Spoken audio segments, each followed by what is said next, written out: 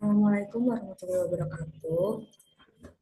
Nama saya Aisyah Widiawati. Saya ingin mempresentasikan hasil skripsi saya yang berjudul Pengaruh Current Ratio dan Long Term Debit to Equity Ratio terhadap Return on Asset pada PT Mustika Ratu periode 2014 sampai dengan 2023. Latar belakangnya di era globalisasi saat ini, perkembangan dunia bisnis mengalami peningkatan. Hal ini ditandai dengan banyaknya produk baru dan meningkatnya permintaan dari konsumen, pria maupun wanita.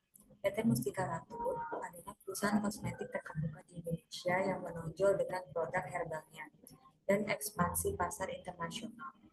Laporan keuangan yang dirancang untuk membantu para pemakainya untuk mengidentifikasi hubungan variabel, salah satunya dengan menggunakan rasio likuiditas, solvabilitas, dan rasio profitabilitas. Likuiditas yang diukur dengan current ratio, solvabilitas yang diukur dengan long term ratio, dan profitabilitas yang diukur dengan return on asset. Dari itu saya memilih judul ini dengan alasan ingin mengetahui seberapa besar pengaruh current ratio dan long term ratio terhadap return on asset pada PT Mustika Ratu. Dasar teori yang pertama saya menggunakan teori likuiditas yang menjelaskan bahwa tingkat likuiditas yang optimal (CR) sangat penting untuk memastikan bahwa perusahaan dapat beroperasi dengan lancar tanpa mengorbankan potensi pengembalian yang tinggi dari aset. Yang kedua, teori struktur modal saya memakai Modigliani Miller Theorem yang menyatakan bahwa dalam kondisi pasar yang sempurna, tanpa pajak, biaya kebangkrutan, dan biaya transaksi, struktur modal perusahaan tidak mempengaruhi nilai perusahaan. Namun, pada kenyataannya, pengaruh utang terhadap kinerja perusahaan dapat dilihat karena utang jangka panjang bisa mempengaruhi biaya modal dan pengembalian aset. Ketiga, teori pengembalian aset, yaitu saya memakai teori efisiensi operasional yang menyatakan bahwa perusahaan yang memiliki pengelolaan likuiditas yang baik, CR yang seimbang, dan utang jangka panjang yang optimal dapat meningkatkan efisiensi operasional mereka, yang pada gilirannya meningkatkan keuangan. Selanjutnya, identifikasi masalah. Yang pertama, pengaruh current ratio terhadap return on asset, yaitu sejauh mana likuiditas perusahaan mempengaruhi efisiensi penggunaan aset untuk menghasilkan keuntungan. Yang kedua, pengaruh long term debit to equity ratio terhadap ROA, yaitu dampak penggunaan hutang jangka panjang terhadap kemampuan perusahaan untuk mengelola aset dan menghasilkan profitabilitas. Yang ketiga, pengaruh current ratio dan long term debit to equity ratio, yaitu bagaimana kedua faktor ini bersama-sama mempengaruhi kinerja keuangan perusahaan, khususnya dalam meningkatkan atau mengurangi ROA. Rumusan masalahnya yaitu apakah current ratio berpengaruh terhadap return on asset. Yang kedua, apakah long term debit to equity ratio berpengaruh terhadap return on asset. Dan yang ketiga, apakah current ratio dan long term debit to equity ratio secara simultan mempengaruhi return on asset. Selanjutnya, kerangka berpikir dan tujuan penelitian. Hal satunya untuk mengetahui current ratio, pengaruh current ratio terhadap return on asset. Kedua, hal duanya untuk mengetahui pengaruh long term debit to equity ratio terhadap return on asset. Dan yang ketiga, hatinya itu untuk mengetahui rasio dan long term debit to equity ratio secara simultan terhadap return on asset. Selanjutnya ada metode penelitian, yaitu jenis penelitiannya deskriptif kuantitatif, operasional variabelnya yang variabel independennya itu CR dan long term debit to equity ratio, dan variabel dependennya yaitu ROA. Tempat dan waktu penelitiannya yaitu dari bulan September sampai dengan Desember 2023. Populasi sampelnya yaitu laporan keuangan Indonesia dan laba rugi.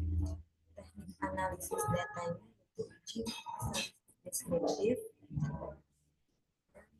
uji asumsi klasik. Landasannya yaitu studi dokumentasi dan perpustakaan. Selanjutnya, konsep analisis yaitu metode analisis. Yang pertama, analisis regresi berganda. Yang kedua, uji statistik yang meliputi uji T, uji F, dan koefisien determinasi. Dan yang ketiga, uji asumsi klasik yang meliputi normalitas, multikolinearitas, heteroskedastisitas, dan autokorelasi. Dan selanjutnya yaitu analisis deskriptif yang menggambarkan karakteristik data seperti rata-rata, maksimum, minimum, dan standar deviasi. Selanjutnya yaitu hasil penelitian.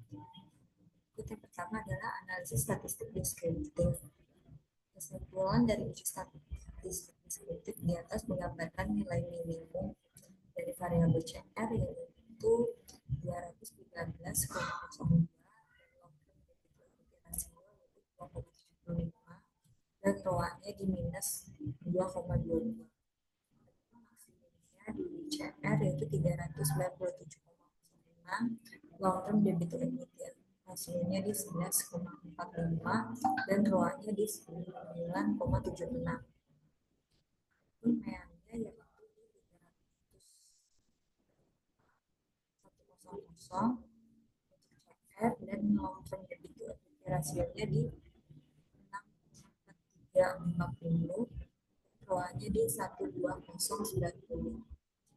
Yang terakhir yaitu di standar deviasinya CR-nya itu di 65, 42938 dan long term debit to equity rasionya di 256,997 dan ROA-nya di 316.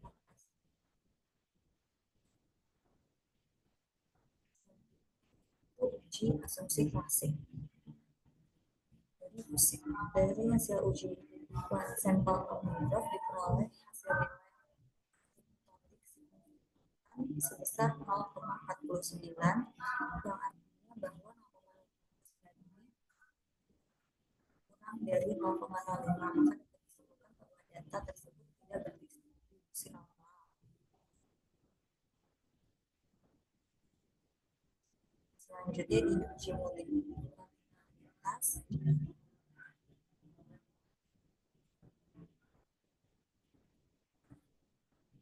Dari hasil uji multikulturalitas maka toleransi current rasio sebesar 0,7821, nilai toleransi long term debit to equity rasio sebesar 0,7811 di atas 0,10 dan sedangkan pada FIF-nya sebesar 1,279 atau di bawah 10. Dengan demikian, maka dapat disimpulkan bahwa berdasarkan nilai toleransi di atas 0,10 dan nilai FIF di bawah 10, maka dalam penelitian ini tidak terjadi multikolinearitas.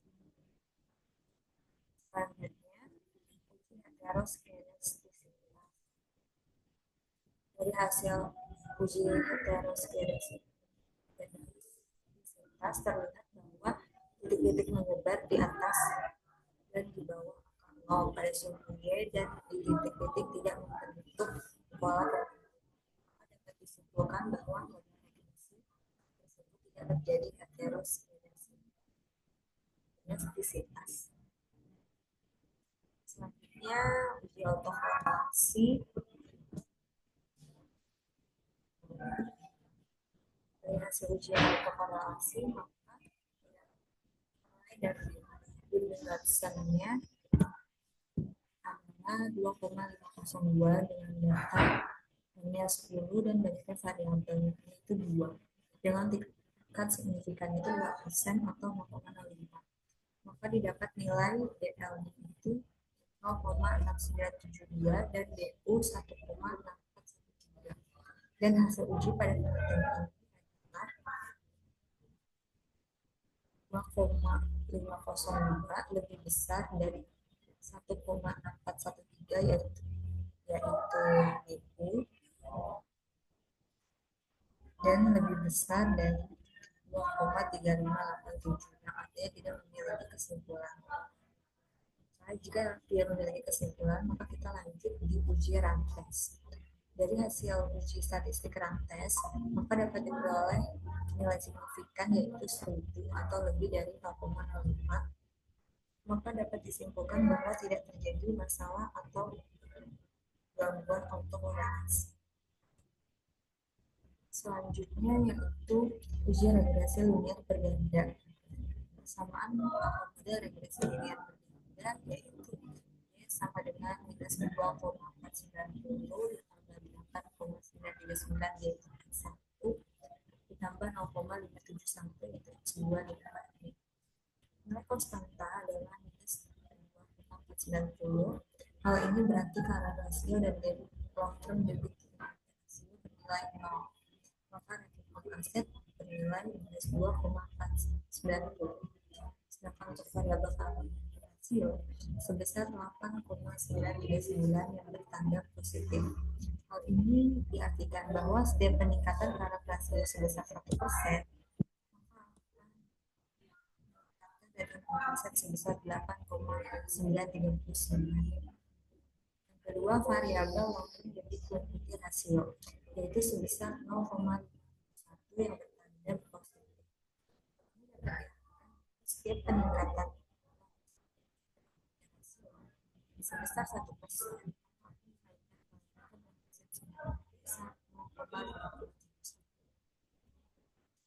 selanjutnya yaitu uji hipotesis.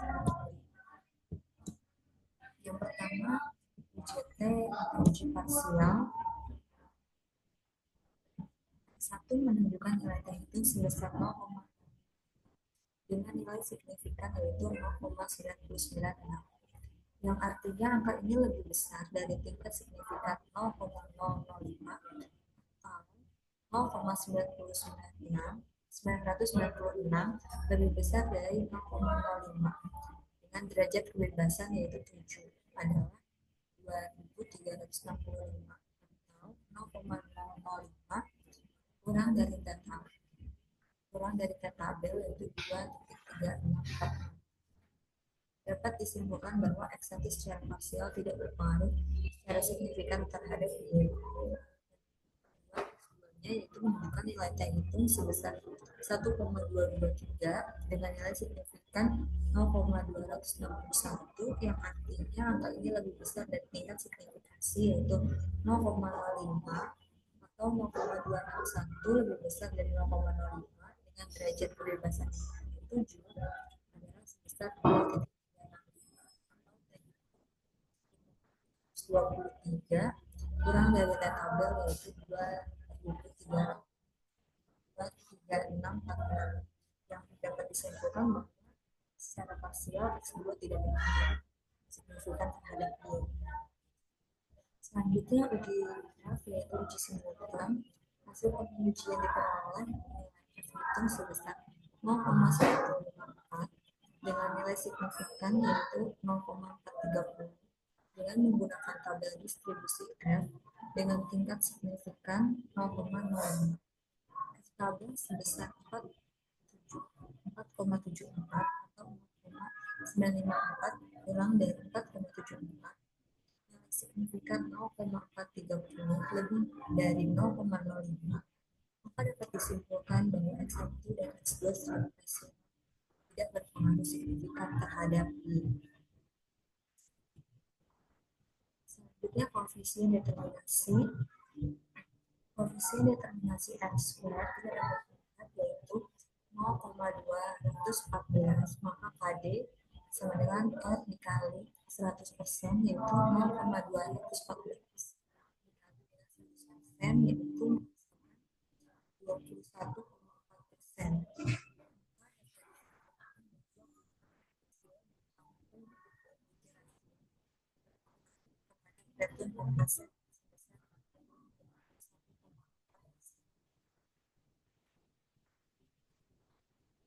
Kesimpulan dari penelitian ini, secara parsial penelitian ini menunjukkan karena rasio tidak berpengaruh signifikan terhadap return on asset pada konten mustikarat. Yang kedua, secara parsial penelitian ini menunjukkan long-term debit to equity ratio tidak berpengaruh signifikan terhadap return on asset pada PT Mustika Ratu Tbk periode 2014 sampai dengan 2023. Dan yang ketiga, secara simultan penelitian ini menunjukkan bahwa current ratio dan long-term debit to equity ratio tidak berpengaruh signifikan terhadap return on asset pada PT Mustika Ratu Tbk periode 2014 sampai dengan 2023. Saran dalam penelitian ini, yang pertama bagi perusahaan, sebaiknya untuk meningkatkan return on asset dan manajemen diharapkan dapat mempertahankan keseimbangan antara current ratio dan long-term debit to equity ratio. Karena jika rasio ini berada dalam keadaan optimal, maka ROA akan meningkat. Yang kedua, yaitu bagi investor diharapkan sebaiknya benar-benar memperhatikan rasio keuangan perusahaan sebelum memutuskan untuk berinvestasi di perusahaan tersebut. Dan yang terakhir, bagi peneliti selanjutnya, diharapkan dapat mengembangkan penelitian ini dengan mengganti variabel lain yang belum dimasukkan dalam penelitian ini, serta menambah sampel penelitian agar selanjutnya dapat berpengaruh terhadap return aset perusahaan. Baik, terima kasih. Hasil dari diskusi saya. Assalamualaikum warahmatullahi wabarakatuh.